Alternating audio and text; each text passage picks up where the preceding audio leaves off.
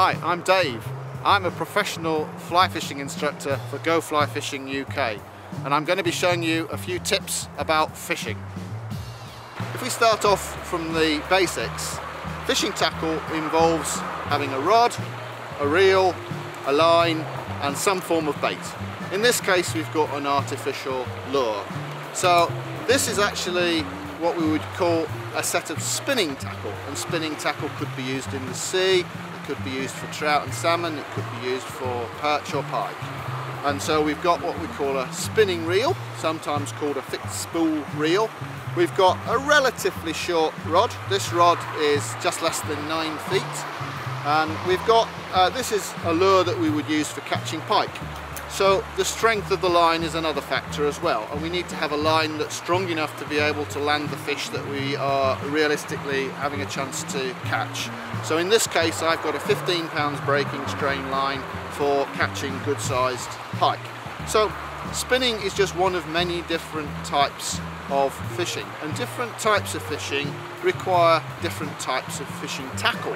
So if I show you a different type of fishing tackle now, this here is what we use for float fishing in a river.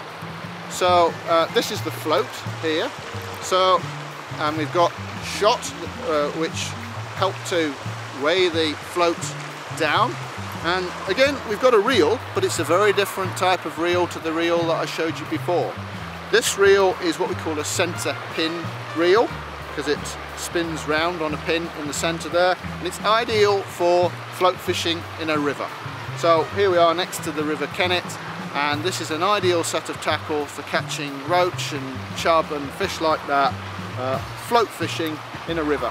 The rod is longer than the one we would use for spinning. This rod here is just short of 13 feet long, and most float fishing will be done with a rod of somewhere between 11 and 13 feet. In this case, the fish that I'm expecting to catch are not really big fish, so this isn't a particularly strong rod. So this is a form of bait fishing, and there are many different types of bait fishing. So by bait I mean some kind of maggots or worms or bread or something like that. But the other main type of fishing, which doesn't involve using any kind of bait, is fly fishing. And I've got here two separate different types of fly fishing equipment that I would show you now. This is the reel, but as you'll see, the reel with fly fishing is positioned near the end of the rod, and the reel is relatively small, and it's specifically for fly fishing. And with fly fishing, the line is very thick, and the line carries the weight when we're fly fishing, and we use a relatively whippy rod. This rod here is 8.5 feet long.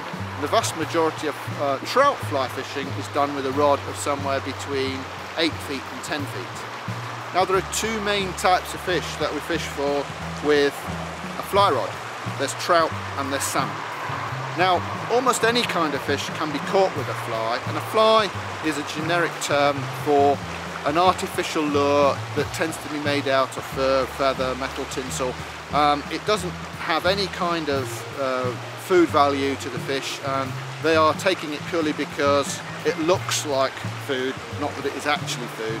This rod is 15 feet long. It's what we would call a spey casting rod for salmon fly fishing. And we tend to have a big reel and quite a thick, heavy line. This is the fly line here. And this rod, as I mentioned, is 15 feet long.